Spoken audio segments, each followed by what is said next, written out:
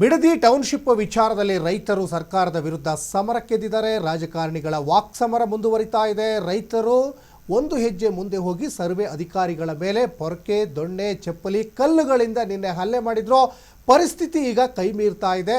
ಈ ಎಲ್ಲ ಬೆಳವಣಿಗೆಗಳ ನಡುವೆನೂ ಸರ್ಕಾರ ಟೌನ್ಶಿಪ್ ನಾವು ಮಾಡೇ ಸಿದ್ಧ ಅಂತ ಒಂದು ಕಡೆ ಹೇಳ್ತಾ ಇದ್ದಾರೆ. ರೈತರು ಮಾತ್ರ ಟೌನ್ಶಿಪ್ ಮಾಡಲಿಕ್ಕೆ ಬಿಡದೇ ಇಲ್ಲ ಅಂತ ಬಿಗಿಪಟ್ಟನ್ನು ಹಿಡಿದಿದ್ದಾರೆ.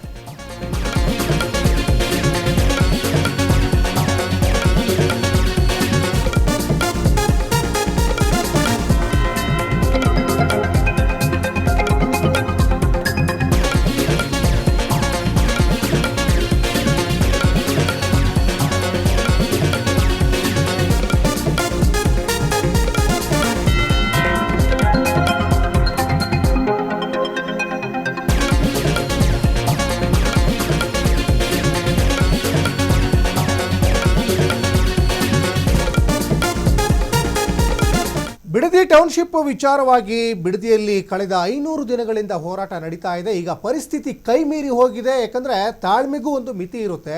ಬಹಳ ಸಹನೆಯಿಂದ ಬಿಡದಿಯಲ್ಲಿ ಪ್ರತಿಭಟನೆಯನ್ನು ಮಾಡ್ತಾ ಇದ್ರು ರೈತರು.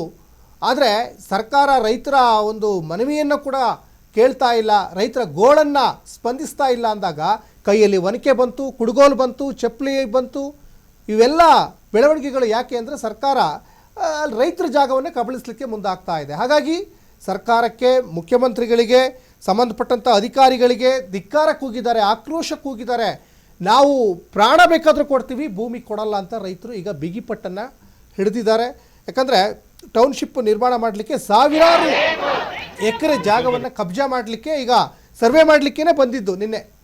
ಆದರೆ ನೋಡಿ, ಆ ದೃಶ್ಯಾವಳಿಯಲ್ಲಿ ಗಮನಿಸ್ತಾ ಇದ್ದೀರಾ, ಈ ರೈತ ಮಹಿಳೆಯರು ವಿಷದ ಬಾಟಲನ್ನು ತಂದಿದ್ದಾರೆ, ಗಮನಿಸ್ತಾ ಇದ್ದೀರಾ, ಒನಕೆಯನ್ನು ತಂದಿದ್ದಾರೆ. ಅಕ್ಷರಶಃ ನಿನ್ನೆ ಮಹಿಳೆಯರು ಒನಕೆ ಓಬವ್ವನ ರೀತಿಯಲ್ಲಿ ರೌದ್ರಾವತಾರವನ್ನು ತೋರಿದ್ರು ಅಧಿಕಾರಿಗಳ ಮೇಲೆ. ಈ ರೀತಿ ರೌದ್ರಾವ ತೋರಲಿಕ್ಕೆ ಸರ್ಕಾರದವರೇ ಕಾರಣ. ಸರ್ಕಾರದವರು ತೆಗೆದುಕೊಂಡಂಥ ಈ ನಿರ್ಧಾರ ಇದೆಯಲ್ಲ, ಇದು ರೈತರಿಗೆ ಕಿಂಚಿತ್ತೂ ಇಷ್ಟ ಆಗ್ತಾ ಇಲ್ಲ. ನಮ್ಮ ಭೂಮಿ ನಮ್ಮ ಹಕ್ಕು, ನಮ್ಮ ಭೂಮಿನ ನೀವು ಯಾಕೆ ಇಲ್ಲಿ ಟೌನ್ಶಿಪ್ ಮಾಡ್ತೀರಾ? ನಾವು ಈ ಕೃಷಿ ವಲಯದ ಭೂಮಿಯನ್ನು ನಗರೀಕರಣ ಮಾಡಲಿಕ್ಕೆ ಯಾಕೆ ಹೋಗ್ತೀರಾ? ನಮ್ಮ ಭೂಮಿನ ನಮಗೆ ಬಿಟ್ಬಿಡಿ, ನಿಮ್ಮ ದುಡ್ಡು ನಮಗೆ ಬೇಡ ಅಂತ ಹೇಳ್ತಾ ಇದ್ದಾರೆ. ನೋಡಿ, ಒಂದೊಂದು ಎಕರೆಗೆ ಕೋಟಿಗಟ್ಟಲೆ ಡಿಮ್ಯಾಂಡ್ ಮಾಡಿದ್ದಾರೆ ಸರ್ಕಾರದವ್ರು, ಇಷ್ಟಿಷ್ಟು ಕೊಡ್ತೀವಿ ಅಂತ. ಆಮಿಷಗಳನ್ನು ಒಡ್ಡಿದ್ರು ಕೂಡ ರೈತರು ಬಗ್ತಾ ಇಲ್ಲ ಅಂದಾಗ ಈ ಯೋಜನೆ ನೀವು ಏನಕ್ಕೋಸ್ಕರ ಮಾಡಬೇಕು? ಯಾರಿಗೋಸ್ಕರ ಮಾಡ್ತಾ ಇದ್ದೀರಾ? ಆ ಭಾಗದ ಜನನೇ ಬೇಡ ಅಂತ ಹೇಳ್ತಾ ಇದ್ದಾರೆ. ನಿಮ್ಮ ಟೌನ್ಶಿಪ್ ಮಾಡೋದ್ರಿಂದ ನಮಗೇನು ಉಪಯೋಗ ಆಗ್ತಾ ಇಲ್ಲ, ನಮಗೆ ಉಪಯೋಗ ಆಗೋದೂ ಇಲ್ಲ. ನಮ್ಮ ಜಮೀನಲ್ಲೇ ನಾವು ಬೆಳೆಗಳನ್ನು ಬೆಳೆದು ನಾವು ಹಣ ಸಂಪಾದನೆ ಮಾಡ್ತೀವಿ ಅಂತ ಹೇಳ್ತಾ ಇದ್ದಾರೆ. ಯಾಕಂದರೆ ರಾಮನಗರ ಕೇವಲ ರೇಷ್ಮೆ ನಗರಿಗೆ ಮಾತ್ರ ಸೀಮಿತ ಅಲ್ಲ. ಅಲ್ಲಿ ಹಲಸು, ಮಾವು, ತೆಂಗು, ಅಡಿಕೆ, ಹೂವು, ಹಣ್ಣು, ತರಕಾರಿ ಎಲ್ಲ ಬೆಳೀತಾರೆ. ಸರ್ವೆ ಕಾರ್ಯಕ್ಕೆ ಮಂಡಲಹಳ್ಳಿ ಗ್ರಾಮದ ರೈತರಿಂದ ಪರ ವಿರೋಧ ಚರ್ಚೆಗಳಾಗ್ತಾ ಇದ್ದಾವೆ. ಸರ್ವೆ ಕಾರ್ಯ ಮಾಡಲ್ಲ ಅಂತ ಹಿಂಬರಹವನ್ನು ನೀಡುವಂತೆ ಬಿಗಿಪಟ್ಟನ್ನು ಹಿಡಿದಿದ್ದಾರೆ ರೈತರು. ಮತ್ತೊಂದು ಕಡೆ ಸರ್ವೆ ಕಾರ್ಯ ಮಾಡಿ ಪರಿಹಾರ ನೀಡಬೇಕು ಅಂತ ಮನವಿ ಕೂಡ ಮಾಡಿಕೊಂಡಿದ್ದಾರೆ. ಯೋಜನೆಗೆ ಮಂಡಲಹಳ್ಳಿ ಗ್ರಾಮದ ರೈತರು ಈಗ ಪರ ವಿರೋಧ ಚರ್ಚೆ ಆಗ್ತಾ ಇದೆ. ಬೆಂಗಳೂರು ದಕ್ಷಿಣ ಜಿಲ್ಲೆ ರಾಮನಗರ ತಾಲೂಕಿನ ಮಂಡಲಹಳ್ಳಿ ಗ್ರಾಮದ ರೈತರು ಪರ ವಿರೋಧ ಚರ್ಚೆಯನ್ನು ಮಾಡ್ತಾ ಇದ್ದಾರೆ. 27 ರೈತರಲ್ಲಿ 21 ರೈತರು ಸರ್ವೆ ಕಾರ್ಯ ಆಗಬೇಕು ಅಂತ ಒಪ್ಪಿಗೆ ಕೊಟ್ಟಿದ್ದಾರೆ. ಯೋಜನೆಗೆ 6 ರೈತರಿಂದ ವಿರೋಧ ಅಂತ GBDAಯಿಂದ ಈಗ ಮಾಹಿತಿ ಕೂಡ ಈಗ ಸಿಗ್ತಾ ಇದೆ. ಕೆಲವು ರೈತರು ಹಣದ ಆಮಿಷಗಳಿಗೆ ಒಳಗಾಗಿರ್ಬೋದು. ಸಾಂಕೇತಿಕವಾಗಿ ರೈತರಿಗೆ ಚೆಕ್ ವಿತರಣೆ ಮಾಡುವ ಕೆಲಸನೂ ಕೂಡ ಸರ್ಕಾರ ಮಾಡ್ತು. ಮಾಗಡಿ ಶಾಸಕ ಬಾಲಕೃಷ್ಣ ಅವರ ನೇತೃತ್ವದಲ್ಲಿ ಒಂದು 7-8 ಜನ ರೈತರಿಗೆ ಸಾಂಕೇತಿಕವಾಗಿ ಕಳೆದ ಕೆಲವು ದಿನಗಳ ಹಿಂದೆ ಚೆಕ್ಕನ್ನು ವಿತರಣೆ ಮಾಡಿದ್ರು.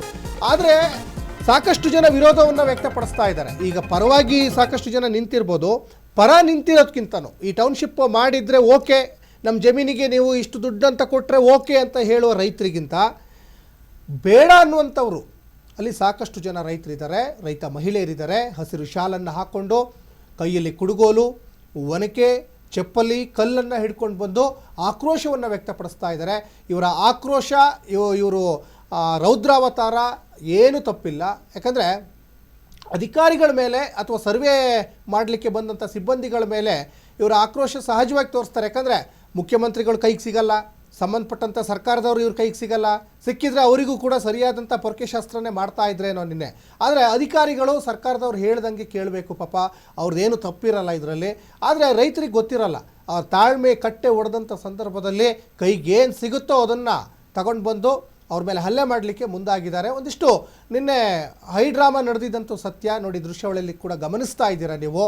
ಅಲ್ಲಿ ಬಂದಂಥ ಸರ್ವೆ ಅಧಿಕಾರಿಗಳಿಗೆ ಪೊರ್ಕೆಯಲ್ಲೆಲ್ಲ ಹೊಡೆದಿದ್ದಾರೆ, ಕಲ್ಲಲ್ಲಿ ಹೊಡೆದಿದ್ದಾರೆ. ಕೈಗೆ ಏನೇನು ಸಿಗುತ್ತೆ, ಮನೇಲಿ ಏನೇನು ವಸ್ತುಗಳಿದ್ವು, ಕುಡುಗೋಲು ತಂದಿದ್ದಾರೆ, ಒನಕೆ ತಂದಿದ್ದಾರೆ, ಮತ್ತು ವಿಷದ ಬಾಟಲ್ ಕೂಡ ತಂದಿದ್ದಾರೆ. ನೋಡಿ ಎಂಥ ವಿಪರ್ಯಾಸ ಅಂದರೆ, ತಮ್ಮ ಜಮೀನು ಯಾರ್ದೋ ಪಾಲಾಗ್ತಾ ಇದೆ, ತಮ್ಮ ಜಮೀನನ್ನು ಉಳಿಸ್ಕೊಳ್ಳಲಿಕ್ಕೆ ಇವತ್ತು ವಿಷದ ಬಾಟಲ್ ಇಟ್ಕೊಂಡು ಬರಬೇಕಾದಂಥ ಪರಿಸ್ಥಿತಿ. ನೋಡಿ, ಇವತ್ತು ರೈತರನ್ನು ಎದುರಾಕೊಂಡ್ರೆ ಯಾರೂ ಕೂಡ ಬದುಕೋಕ್ಕೆ ಸಾಧ್ಯ ಇಲ್ಲ.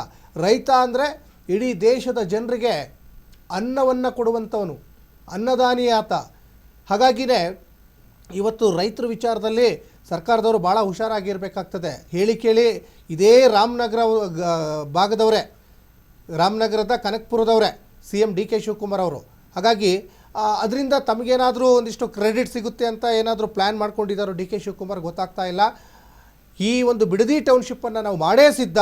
ಇದರ ಪಿತಾಮಹ ಕುಮಾರಸ್ವಾಮಿಯವರು 2006-7ರಲ್ಲಿ ಕುಮಾರಸ್ವಾಮಿಯವರೇ ಇಲ್ಲಿ ಬಿಡದಿ ಟೌನ್ಶಿಪ್ ಮಾಡಲಿಕ್ಕೆ ಒಂದು ಬ್ಲೂ ಪ್ರಿಂಟನ್ನು ರೆಡಿ ಮಾಡಿಕೊಂಡಿದ್ರು ಅಂತ ಹೇಳ್ತಾ ಇದ್ದಾರೆ. ಆಗಲೂ ಕೂಡ ವಿರೋಧ ವ್ಯಕ್ತವಾಗಿತ್ತು. ಆಗ HD ಕುಮಾರಸ್ವಾಮಿ ಅವರು ಮುಖ್ಯಮಂತ್ರಿ ಆದಾಗ ರೈತರೇನು ಮಾಡಿ ಅಂತ ಏನು ಪರವಾಗಿ ನಿಂತ್ಕೊಂಡಿರಲಿಲ್ಲ. ಆಗಲೂ ವಿರೋಧ ವ್ಯಕ್ತವಾಗಿದ್ದಕ್ಕೇ ಅವತ್ತು ಕೈ ಬಿಟ್ಟರು ಕುಮಾರಸ್ವಾಮಿ ಅವರು. ಅದನ್ನು ಸ್ಪಷ್ಟವಾಗಿ ಹೇಳಿದ್ದಾರೆ ಕುಮಾರಸ್ವಾಮಿ ಅವರು. ಈಗ ಯಾಕೆ ಇಷ್ಟೊಂದು ವಿರೋಧ ಇದ್ದರೂ ಕೂಡ ನೀವು ಟೌನ್ಶಿಪ್ ಮಾಡೇ ಸಿದ್ಧ ಅಂತ ಗೊತ್ತಾಗ್ತಾ ಇಲ್ಲ.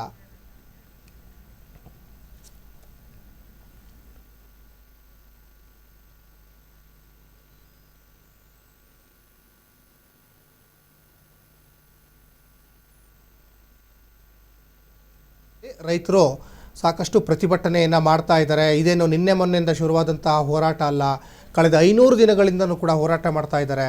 ಅವರು ತಮ್ಮ ಜಾಗವನ್ನು ಉಳಿಸ್ಕೊಳ್ಳಲಿಕ್ಕೆ, ತಮ್ಮ ಭೂಮಿ ತಮ್ಮ ಹಕ್ಕು ಅಂತ ಹೋರಾಟವನ್ನು ಮಾಡ್ತಾ ಇದ್ರು. ಈಗ ತಾಳ್ಮೆಯ ಕಟ್ಟೆ ಒಡೆದಿದೆ.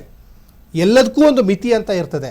ಆ ಮಿತಿ ಮೀರಿದಂಥ ಸಂದರ್ಭದಲ್ಲಿ ಕೈಗೆ ಏನು ಬರ್ತದೆ ಅದರಲ್ಲಿ ಅವರು ಅಟ್ಯಾಕ್ ಮಾಡಲಿಕ್ಕೆ ಮುಂದಾಗ್ತಾರೆ. ಯಾಕಂದರೆ ತಮ್ಮ ಜಮೀನು ಯಾರ್ದೋ ಪಾಲಾಗ್ತಾ ಇದೆ, ಇನ್ನು ಅಲ್ಲಿ ಬಂದು ಟೌನ್ಶಿಪ್ ಮಾಡಿ ನಾವೇನು ಮಾಡಬೇಕು, ಆ ದುಡ್ಡು ಇಟ್ಕೊಂಡು ನಾವೆಲ್ಲಿ ಬದುಕೋಣ, ಈ ಥರ ಎಲ್ಲ ಯೋಚನೆ ಮಾಡಿರ್ತಾರೆ ಪಾಪ ರೈತರು.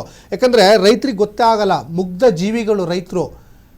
ಆ ಹಣ ಬೇಗ ಖರ್ಚಾಗ್ಬಿಡ್ತದೆ. ನೀವು 2 ಕೋಟಿ 2.5 ಕೋಟಿ ನೀವೆಲ್ಲ ಒಂದು ಎಕರೆಗೆಲ್ಲ ನೀವು ಡಿಕ್ಲೇರ್ ಮಾಡಿದ್ದೀರಲ್ವಾ, ಅವರವರು ಜಮೀನಿನ ಒಂದು ಮಣ್ಣಿನ ಫಲವತ್ತತೆ ಮೇಲೆ ಅವ್ರು ಏನು ಬೆಳೆ ಬೆಳೆದಿದ್ದಾರೆ ಅದಕ್ಕೆ ಆಧಾರವಾಗಿ ನೀವು ರೇಟನ್ನು ಫಿಕ್ಸ್ ಮಾಡಿದ್ದೀರಾ.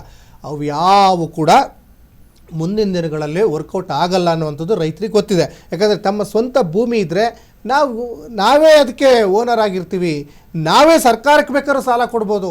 ಆ ನಿಟ್ಟಿನಲ್ಲಿ ರೈತರು ಯೋಚನೆ ಮಾಡ್ತಾರೆ. ಯಾಕಂದರೆ ಅಲ್ಲಿ ಬೆಳೆದಂತಹ ಅಡಿಕೆ, ತೆಂಗು, ಮಾವು, ಹೂವು, ಹಣ್ಣು, ತರಕಾರಿಗಳನ್ನು ಬೆಂಗಳೂರು, ತುಮಕೂರು, ಬೇರೆ ಬೇರೆ ರಾಜ್ಯದ ನಾನಾ ಭಾಗಗಳಿಗೆ ಮಾರಾಟ ಮಾಡ್ತಾರೆ. ಅದರಲ್ಲಿ ಬಂದಂಥ ಲಾಭಾಂಶದಲ್ಲಿ ಬಿಂದಾಸ್ ಜೀವನವನ್ನು ಮಾಡ್ತಾ ಇದ್ದಾರೆ ರೈತರು. ನಾವೇಕೆ ನಿಮಗೆ ಜಮೀನನ್ನು ಕೊಡಬೇಕು? ಇದು ರೈತರು ಅಲ್ಲಿ ಆಕ್ರೋಶವನ್ನು ವ್ಯಕ್ತಪಡಿಸ್ತಾ ಇರಲಿಕ್ಕೆ ಮೇನ್ ಕಾರಣ. ಈ ರೀತಿಯಾದಂತಹ ಒಂದು ತಕರಾರಿದ್ದಂಥ ಸಂದರ್ಭದಲ್ಲಿ ಸರ್ಕಾರ ಸ್ವಲ್ಪ ಯೋಚನೆ ಮಾಡಬೇಕಾಗ್ತದೆ. ಯಾಕಂದರೆ ಹೇಳಿ ಕೇಳಿ DK ಶಿವಕುಮಾರ್ ಅವರು ಅದೇ ಭಾಗದವರು. ಅವರು CM ಆಗೋದಕ್ಕಿಂತ ಮುಂಚೆನೂ ಕೂಡ ಆಕ್ರೋಶಗಳು ವ್ಯಕ್ತವಾಗ್ತಾ ಇತ್ತು.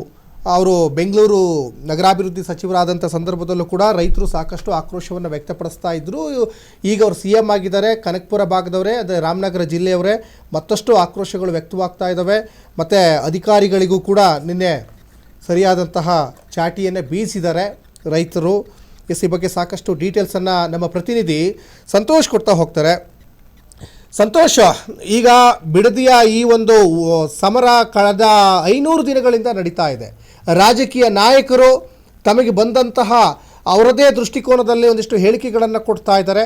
ಜೊತೆಗೆ ನಿನ್ನೆ ಒಂದಿಷ್ಟು ಅಧಿಕಾರಿಗಳ ಮೇಲೆ ಕಲ್ಲು ತೂರಾಟ ಆಯಿತು, ಚಪ್ಪಲಿ ಮತ್ತು ಪೊರಕೆಯಲ್ಲೆಲ್ಲ ಹೊಡಿಲಿಕ್ಕೆಲ್ಲ ಮಹಿಳೆಯರು ಹೋಗಿದ್ರು. ಈಗ ಸದ್ಯದ ಪರಿಸ್ಥಿತಿ ಹೇಗಿದೆ ಬಿಡದಿಯಲ್ಲಿ ಅಂತ? ಎಸ್ ಸಚಿನ್, ಕಳೆದ 1.5 ವರ್ಷದಿಂದ ನಡೀತಾ ಇರುವಂತಹ ಈ ಒಂದು ಸಮರ ರಾಜ್ಯ ಸರ್ಕಾರ ವರ್ಸಸ್ ರೈತರು ಅನ್ನುವಂಥದ್ದು ಏನಾಗಿದೆ. ಬಿಡದೆ ಈ ಭಾಗದಲ್ಲಿ ಆಗ್ಬೇಕಾಗಿರುವಂತಹ ಟೌನ್ಶಿಪ್ ವಿಚಾರಕ್ಕೆ ಪ್ರಬಲವಾದಂತಹ ಪ್ರತಿರೋಧವನ್ನ ರೈತರು ವ್ಯಕ್ತಪಡಿಸ್ತಾ ಇರುವಂತದ್ದು.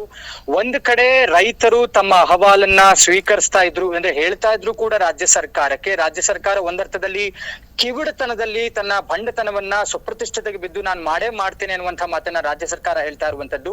80% ರೈತರು ಈ ಒಂದು ಟೌನ್ಶಿಪ್ ಗೆ ಅನುಮತಿಯನ್ನ ಕೊಟ್ಟಿದ್ದಾರೆ, ಇನ್ನು ಉಳಿದಿರುವಂತಹ 20% ರೈತರು ಕೊಟ್ಟಿಲ್ಲ. ಹೀಗಾಗಿ ಈ ಸಮಸ್ಯೆಯನ್ನ ಬಗೆಹರಿಸಿಕೊಳ್ತೇವೆ, ಅವರನ್ನು ಕೂಡ ವಿಶ್ವಾಸಕ್ಕೆ ತೆಗೆದುಕೊಳ್ತೇವೆ, ಬೆಂಗಳೂರಿನ ಮೇಲೆ ಇರುವಂತಹ ಒತ್ತಡವನ್ನ ಕಡಿಮೆ ಮಾಡೋದಕ್ಕೆ ನಾವು ಇದನ್ನ ಮಾಡೇ ಮಾಡ್ತೇವೆ ಅನ್ನುವಂಥದ್ದನ್ನ ಫೈನಲ್ ನೋಟಿಫಿಕೇಶನ್ ಅನ್ನುವಂತ ಕರೆದಿರುವಂತದ್ದು.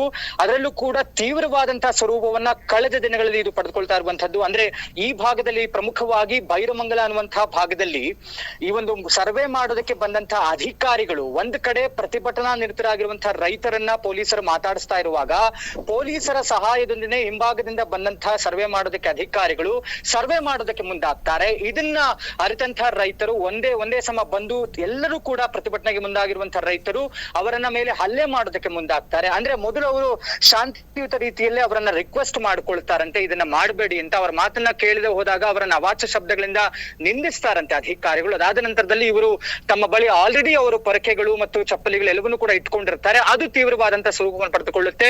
ಅವರ ವಾಹನಗಳ ಮೇಲೆ ಹಲ್ಲೆ ಮಾಡ್ತಾರೆ, ಅವರನ್ನ ವಾಹನಗಳಲ್ಲಿ ಕೂರಿಸಿ ವಾಪಸ್ ಕಳಿಸುವಂತಹ ಕೆಲಸವನ್ನ ಮಾಡ್ತಾರೆ. ಅದರ ಮುಂದುವರೆದಂತಹ ಭಾಗದಲ್ಲಿ ಅದಾದ ನಂತರ ಸ್ಪೆಷಲ್ ಪೊಲೀಸ್ ಫೋರ್ಸ್ ಅನ್ನ ತೆಗೆದುಕೊಳ್ತಾರೆ, ಅಲ್ಲಿ ಬಿಗಿ ಬಂದೋಬಸ್ತ್ ಅನ್ನ ಮಾಡ್ತಾರೆ. ಏನ್ ಈ ಬೈರಮಂಗಲ ಭಾಗದಲ್ಲಿ ಒಂದ್ ಕಡೆ ಶೆಡ್ ಹಾಕಿಕೊಂಡು ಎಲ್ಲ ರೈತ ಸಂಘಟನೆಗಳು ಈಗ ಪ್ರತಿಭಟನೆಗೆ ಅನಿರ್ದಿಷ್ಟಾವಧಿ ಪ್ರತಿಭಟನೆಗೆ ಮುಂದಾಗಿರುವಂತದ್ದು. ಸ್ಪೆಷಲ್ ಪೊಲೀಸ್ ಫೋರ್ಸ್ ಪ್ರೊಟೆಕ್ಷನ್ ತಗೊಂಡಿದ್ದಾರೆ. ನಿನ್ನೆ ಹಲ್ಲೆ ಮಾಡಿದಂತ ರೈತರ ಮೇಲೆ FIR ಆಗಿದೆ. ಇದು ರಾಜಕಾರಣದ ತೀವ್ರತೆಯನ್ನ ಸ್ವರೂಪವನ್ನು ಪಡೆದುಕೊಳ್ತಾ ಇರುವಂತದ್ದು. ಒಂದ್ ಕಡೆ ಮಾಗಡಿ ಬಾಲಕೃಷ್ಣ ಅವರು ಈ ಭಾಗದ ಶಾಸಕರು ನೇರವಾಗಿ ಕುಮಾರಸ್ವಾಮಿ ಅವರ ಮೇಲೆ ಆರೋಪವನ್ನು ಮಾಡ್ತಾರೆ. ಇದು ಕೃಪಾಪೋಷಿತ ಪ್ರಹಸನ, ಇದೆಲ್ಲವೂ ಕೂಡ ಕುಮಾರಸ್ವಾಮಿ ಅವರು ಹೇಳಿಕೊಟ್ಟು ಮಾಡಿಸ್ತಾ ಇರುವಂತದ್ದು. ಅವರಿಗೆ DK ಶಿವಕುಮಾರ್ ಅವರು ಮುಖ್ಯಮಂತ್ರಿ ಆಗಿರೋದನ್ನ ಸಹಿಸಕ್ಕಾಗ್ತಾ ಇಲ್ಲ, ಈ ಭಾಗದಲ್ಲಿ ಅಭಿವೃದ್ಧಿ ಆಗೋದನ್ನ ಸಹಿಸ್ತಾ ಇಲ್ಲ, ಅವರು ಸುಮ್ಮನೆ ರಾಜಕಾರಣವನ್ನ ಮಾಡ್ತಾ ಇದ್ದಾರೆ. ಹೀಗಾಗಿ ಇದೆಲ್ಲವೂ ಕೂಡ ಕುಮಾರಸ್ವಾಮಿ ಅವರು ಹೇಳ್ಕೊಟ್ಟಂತ ರೀತಿಯಲ್ಲಿ ಮಾಡ್ತಾ ಇದ್ದಾರೆ. 90% ರೈತರು ಒಪ್ಪಿದ್ದಾರೆ, ಇದನ್ನ ನಾವು ಕಡಾಖಂಡಿತವಾಗ್ಲೂ ಮಾಡೇ ತೀರ್ತೇವೆ ಅನ್ನುವಂತ ಮಾತನ್ನ ರಾಜ್ಯ ಸರ್ಕಾರ ಹೇಳ್ತಾ ಇದೆ.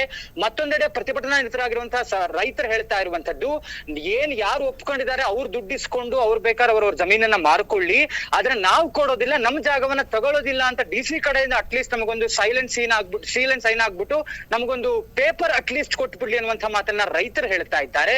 ಹೀಗಾಗಿ ರೈತರ ಪ್ರತಿಭಟನೆ ಮಾಡ್ತಾ ಇದ್ದಾರೆ, ಅವರ ಮೇಲೆ FIR ಗಳಾಗ್ತಾ ಇದೆ, ತೀವ್ರವಾದಂತಹ ಸ್ವರೂಪವನ್ನು ಪಡೆದುಕೊಳ್ತಾ ಇದೆ. ಒಟ್ಟಾರೆ ರಾಜ್ಯ ಸರ್ಕಾರ ಏನಾದರೂ ಈಗ ರೈತರ ಮನವಿಯನ್ನ ಒಪ್ಪಿ ಅವರ ಒತ್ತಡಕ್ಕೆ ಮಣಿದು ಈ ಒಂದು ಟೌನ್ಶಿಪ್ ವಿಚಾರವನ್ನ ಕೈ ಬಿಡ್ತಾ ಇಲ್ಲ ಸ್ವಪ್ರತಿಷ್ಠೆಗೆ ಬಿದ್ದು ಮುಂದುವರಿಸ್ತಾರ ಅನ್ನುವಂಥದ್ದನ್ನ ಕಾದು ನೋಡ್ಬೇಕಾಗಿದೆ. ಶಿಕ್ಷೆ ಎಸ್ ಸಂತೋಷ್, ಧನ್ಯವಾದ ತಮ್ಮೆಲ್ಲ ಡೀಟೇಲ್ಸ್ಗಾಗಿ.